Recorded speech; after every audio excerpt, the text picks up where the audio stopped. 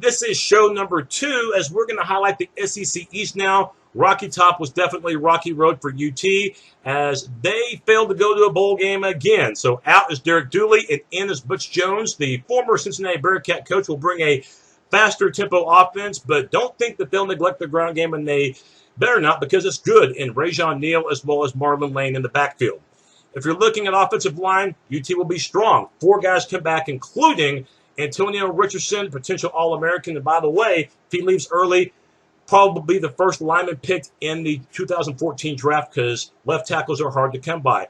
On the right tackle side, he's a good one in Juwan James, making 37 consecutive starts now for UT. The areas of concern for Tennessee will be at receiver, where they lost Justin Hunter and also the tight end who got picked by my Oakland Raiders in the draft. That's Michael Rivera. So now it's going to be up to Vincent Dallas to really lead this Tennessee receiving corps. And you lose also to Tyler Bray. He left early, so it'll be Justin Worley's job for the time being. Defensively, must get better. Gave up 470 yards per game. That was the worst in the SEC.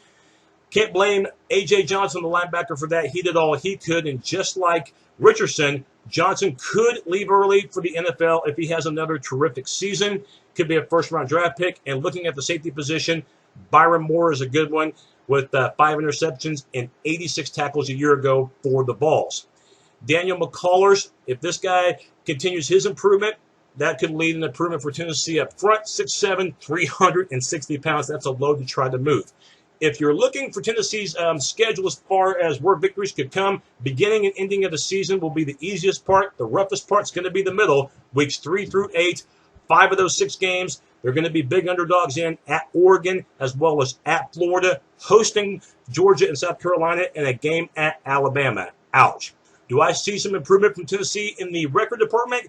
Yes, I do, but not much of an improvement. The schedule in the middle is just too rough, but I do think they get back to a bowl game, and I do think that Butch Jones, his appearance alone, will make Tennessee a better team. And after all, Derek Dooley, I thought he was a horrible coach, but I think Tennessee this year will finish 5th in the East. Looking at Vanderbilt, the Commodores, well, how about this? Best season they had in 98 years. 9-4 is what their record was last year. Big reason why was because of the receiving corps, and they returned Jordan Matthews, coming back for 1 more year, potential All-American, along with more experience coming back, Chris Boyd, and a newcomer in Jordan Cunningham. He should help. Offensive line return some talent, Wesley Johnson, as well as the center position, that's Joe Townsend. Good run blocking team, except when it came to the tough competition. Have to do better against Florida and South Carolina. Those 2 teams shut Vanderbilt's running game down. Concerns offensively, besides that, for Vandy would be at quarterback, where Jordan Rodgers, his time's over. So now they're looking for a new quarterback, and it could be basically Austin Carter-Samuel's job or Robin Pattonette's. Those are the 2 guys battling it out. And Zach Stacy could be the biggest loss for Vandy. Back-to-back 1,000-yard rushing seasons for him. Right now, it looks like Wesley Tate has the inside track for that starting job. Defensively, this is why Vanderbilt improved so much. They were a top 20 defense last season. And the big reason why was because of Chase Garnham. He's back from his linebacker spot, 7 sacks, and he also had 84 tackles. Wow. And how about Andre Hall at the corner and free safety Kenny Ladler, key players? They come back in the secondary. But Vanderbilt must replace 3 players up front. Overall, this team has to replace at least 4 playmakers. And up front, you got to replace 3 starters. Defensive end Walker May is your only starter back on that defensive front. Looking at the schedule for Vanderbilt, they open up with Ole Miss. It's a conference game, so if you can win that one, you set a nice tone. If you lose it, there's no way you're going to be able to equal 9 wins from a year ago because the schedule only gets tougher. You play South Carolina on the road shortly after that. And then, of course, games against Georgia and Florida. You have to play at A&M later in the year. That's a rotten break on the schedule. Plus, a game at Tennessee is no gimme. For Vanderbilt, there's enough talent to get back to a bowl game. But I think with some absences that they have this year, I don't think they can get to 9 wins. But I got them finishing 4th in the East. Looking at South Carolina, back-to-back 11-win seasons. Yes, the old ball coach Steve Spurrier still knows how to win, now entering his 24th year of coaching college football and his 9th at South Carolina. Again, they'll 2-platoon the quarterbacks. It looks like Connor Shaw and Dylan Thompson, both running and throwing quarterbacks, although Shaw runs a little bit more. But Shaw, the big thing is, can he get through this year injury-free? That's the big question mark. The big question mark besides that is also, too, is losing key players. The running game lost 4 of their top 5, including Marcus Lattimore. So now Mike Davis becomes the main guy in the backfield for South Carolina. Of course, Lattimore had that devastating injury during Week 9 last year, but we saw Davis, what he could do with a big run, and also, too, he can catch the ball out of the backfield and make things happen. Receiving core, they lose 3 of the top 4, including playmaker Ace Sanders. So now you have Bruce Ellington, who has to be the number 1 guy, Nick Jones, and then Shaq Rowland, a guy that the Gamecocks are very high on for the present and for the future. The offensive line ran block well. And also, too, the biggest area of concern is giving up way too many sacks. They've given up 68 over the last 2 years. Look, they've got 4 starters back. There's no reason why this team cannot improve in that capacity. They need to if they're going to win the East. The defensive side, not as many question marks. In fact, the defensive line's going to be the best probably in the SEC. They led the SEC in sacks with over 40. Biggest reason why is going to be the play of Jadeveon Clowney, best defensive player in college football, maybe the most talented player in college football. Doesn't have any injuries. The guy should get an invite for the Heisman Trophy ceremony. And also, too, could be the first overall player picked in next year's NFL draft. He's that good. Had 13 sacks a year ago. Jadeveon Clowney, almost impossible to block one-on-one. On the other side, you're going to have Chaz Sutton at the defensive end, and defensive tackle Kelsey Quarles probably doesn't get enough publicity. So those 3 guys are going to be hard to stop. And then you're looking at the secondary, Jimmy Legree and Victor Hampton both come back at the corner. And at the strong safety spot, you've got Bryson Williams, but the team does have to overcome the loss of G.J. Swearinger at the other safety. And then they also have to reload as far as the linebacking core goes. The schedule for the Gamecocks, it really will boil down to that second game of the year, the conference opener in Athens against a Georgia team that wants revenge after being humiliated on the road last year by 4 touchdowns. It will be a tough game for South Carolina. If they can get past that one and not overlook Vandy the following week, it sets up well because South Carolina has no Alabama, LSU, A&M, or Ole Miss to worry about. November, you host Florida, and then you host Clemson at the end of the season. I think for South Carolina, they'll get a double-digit winning season. But whether or not they could beat Georgia on the road that early in the year, as good as Georgia's offense is, that's going to be a tall order. I'll have my pick on South Carolina at the end of the show. Talking about Missouri, and year number 1 in the Big 12 was not good at all for the Tigers. Didn't start bad, but it ended horribly, especially for the defense.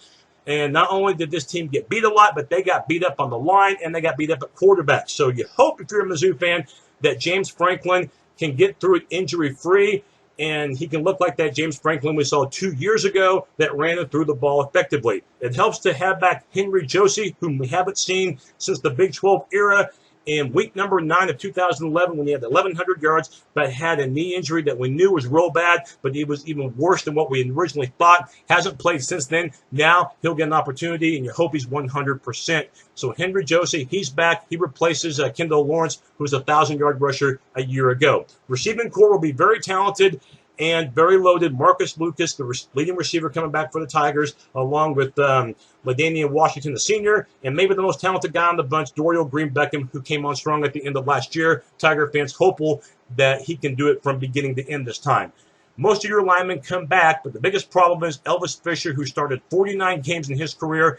He finally ran out of eligibility. Seemed like he was there forever, by the way. Missouri's offensive line's got to get more physical. And you can say the same thing about the defensive line, too. They got size, but the physicality just wasn't there. So we'll see if the Tiger defensive line can do some things up front with nose guard Matt Hoke and both defensive ends back, and Michael Sam and Coney Ely. And the middle linebacker Andrew Wilson is back. But the biggest loss to me is going to be that defensive tackle, that Sheldon Richardson, who got picked early in the NFL draft. The secondary got worse as the year went along last year for Mizzou, giving up 9 touchdown passes over the last 3 games. Cornerback E.J. Gaines, the guy can definitely hit. I mean, he's a good tackler, and so is Braylon Webb, but the guys combined had just 1 interception in all of 2012. Yeah, got to get better in that area, guys. Looking at the schedules, Missouri in September, 4 non-conference games on the paper. The Tigers will be favored to win, but I'm telling you, Toledo and Arkansas State are not bad mid-majors, so those could be upset alert games for Mizzou. And if they lose either of those games or both, Gary Pinkel is going to be on the hot seat pretty early. October looks tougher at Vanderbilt, and in no particular order, the big 3 from the East, Georgia, Florida, South Carolina on the docket. And then late in the year, You play at Ole Miss, and then you host A&M. Missouri's going to be close to see if they can get those 6 wins. If they don't go bowling, then Garen Pinkel, I think there's a lot of pressure on that Missouri athletic board for him to come back another year, even though I know he's done some good things. He's been there for 13 years, but the heat's on Pinkel this season. I think Missouri finishes 6th. Looking at Kentucky, Ashley Judd, she went to school there, and she's a good actress. All right, now for the bad. Kentucky last year was terrible in football. 2-10, and Kentucky called their coach the Joker. That's because his name was Joker Phillips, but there was no laughing matter as Kentucky was bad and Joker was out. That's no joke. So now we bring in Coach Stoops. No, not Bob. We bring in Mark Stoops, the former defensive coordinator at Florida State. Now comes to Kentucky, worst team in the SEC and the toughest conference in college football. So what do? You get creative. You bring in Neil Brown. People in Big 12 country know who he is. He was offense coordinator at Texas Tech. He also coached at Troy. So now you bring in the spread offense, and you're going to be throwing a lot. So whoever the quarterback is for Kentucky, your arm's going to be pretty darn sore. The three-way battle entering spring. Right now it looks like the guy that's got the edge will be Jalen Whitlow. And Whitlow's pretty darn athletic, and it's a good thing because Kentucky should be a fast team. Whitlow, the quarterback himself, can run the 40 in 4.4, so that's good news in case he gets in trouble in the pocket. Raymond Sanders, we know that spot solidified. He returns at running back for UK, but they do lose a big playmaker from a year ago in LaRon King at wideout. The offensive line is huge, but they didn't really produce all that well, so naturally they've got to get upgraded there. Defensively, the line wasn't too bad, at least when it came to rushing the quarterback, but when it came to stopping the run, it was non-existent. If you're looking to at the linebacking core, probably going to be the strength of their team with Avery Williamson coming back from middle linebacker, had over 100 tackles a year ago for the Wildcats. Weak side linebacker, Alvin Dupree's back, along with the outside linebacker, that is Miles Simpson. But the secondary last year had all kinds of difficulty. So we'll see if DJ Elliott can get that Wildcat defense going. Schedule-wise, look, they're going to be an underdog in every single conference game they play in, so no need for a breakdown there. Opportunities for victories will be early on, Western Kentucky, Miami of Ohio, and neither of those games I would just automatically pencil in as a W just yet.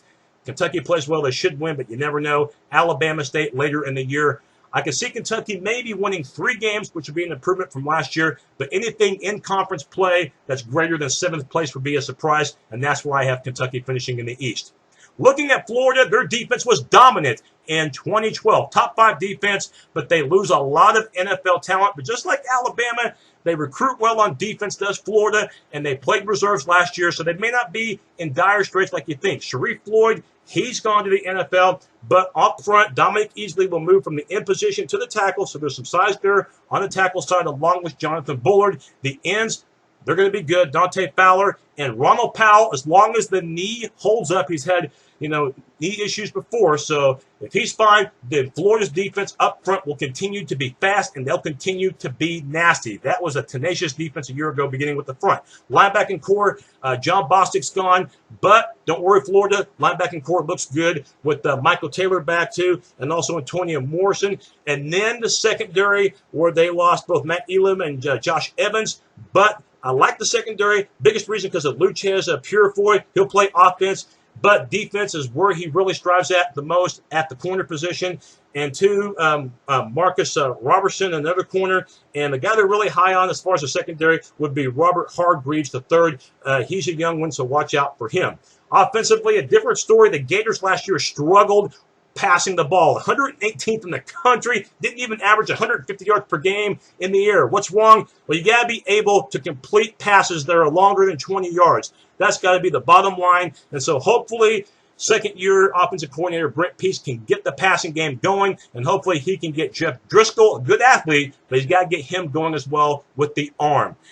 They lose running back Michael Gillisley. He was a 1,000-yard rusher, but they may not be hurting too much in the ground game with Matt Jones back. And remember the name Kelvin Taylor. He could be the starter at the end of the year. Fred Taylor's son.